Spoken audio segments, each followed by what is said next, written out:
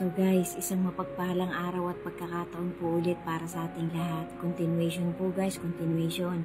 WWTH Season 30, Part 19, Final. Final na po to guys, gagawin ko na po itong final. Medyo mahaba na po, medyo marami na pong real talk, tsaka mga importanteng booster sa bawat isa sa atin.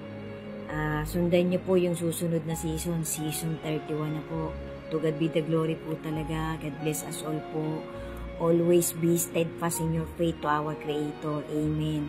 And always remember the three important things na kailangan nating isa puso at isa buhay at isa gawa araw-araw. Amen. Alam niyo na po yan. Yan po yung palagi kong pinapaalala. Amen.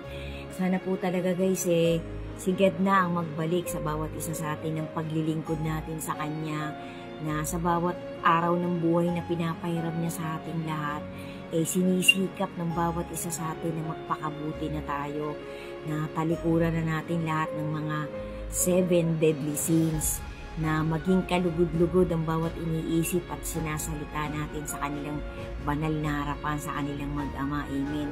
Unti-unti na po nating tanggalin ang mga doubts sa puso't isip natin na talagang merong creator, merong magbibigay ng isang verdict, ultimate day, isang araw na lahat tayo yaharap sa kanilang hukuman. Yan po'y tapat at totoo. Patuloy-tuloy po tayong magsaliksik guys sa ikalulugod din ng ating Panginoon, sa pagpapakita natin ng pananalig natin sa kanilang dalawa, na sinisikap nating lakaran na talaga ang lahat ng mga motivation na sinalita nilang dalawa mula pa po ng mga unang siglo until the last generation ng humanity. Maging prepared po tayo sa bawat araw na inaabangan nating lahat, ang dakilang araw na bigla ang pagdating ng ating Lord Jesus upang pumili ng mga chosen sa ating lahat. Sana po lahat tayo ay kasama doon, 10 ng buong pamilya natin. Amen. So guys, continuation po. Bali nga po ito WWTH Season 30, bali Part 19, Final. So guys, tapos na po yung 1 to 5 na mga importanting sinabi ng pastor na to na signature ng ating Creator sa bawat isa sa atin. So, ang number 6 po justification. So, when God changes my state, Romans 5 verse 1. Therefore, having been justified by faith, we have peace with God through our Lord Jesus Christ.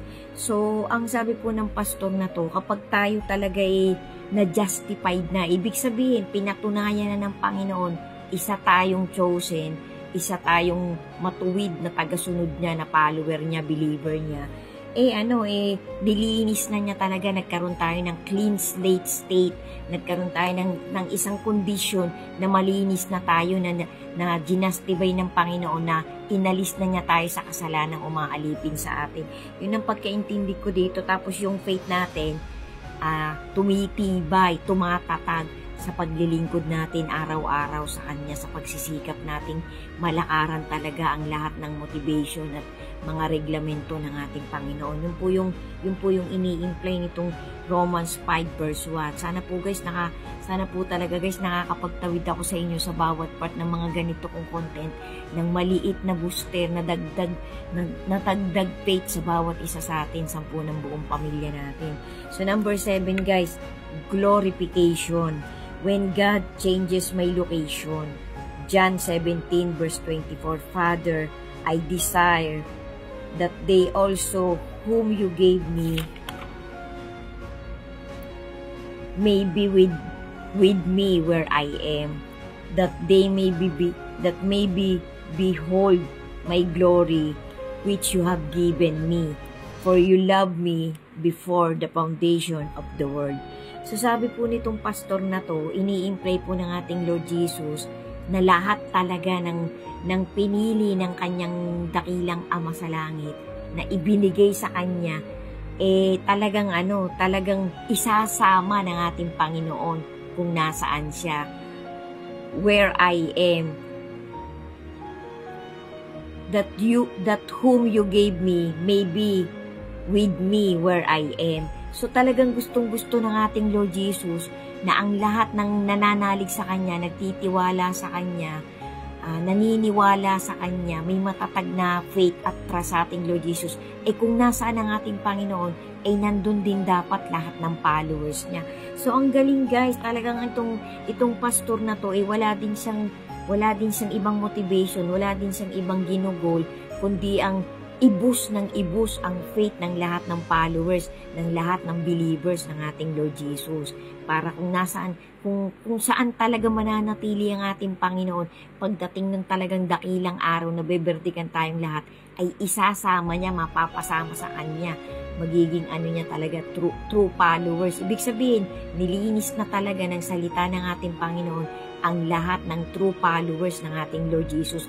Kasi mapupunta tayo, kung tayo man magkakasama-sama, kung tayo man magiging chosen talaga guys. Kasi wala naman pwede nating isiguradong 100% na chosen na tayo Kasi hintayin pa po talaga natin yung dakilang araw na yun. Yun nga pong harpacho na tayo iaangat, na tayo sasalubong sa bigla ang pagbabalik ng ating Lord Jesus. So yan po yan guys. So final na to guys. Sundan nyo po yung magiging susunod na season 31.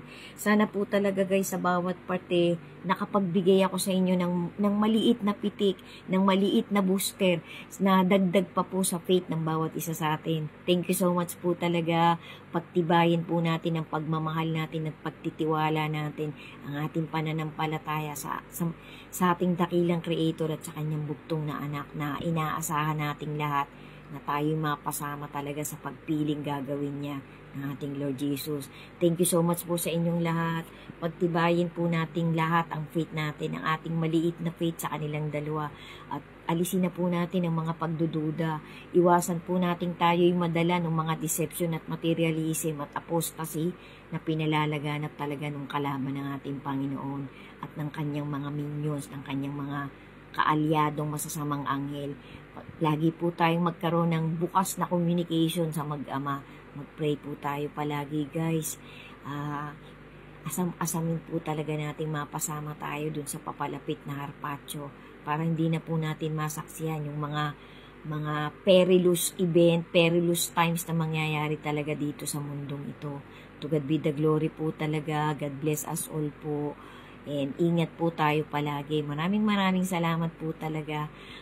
Ang Panginoon na po ang bahala sa bawat isa sa atin at sa buong pamilya natin. Amen.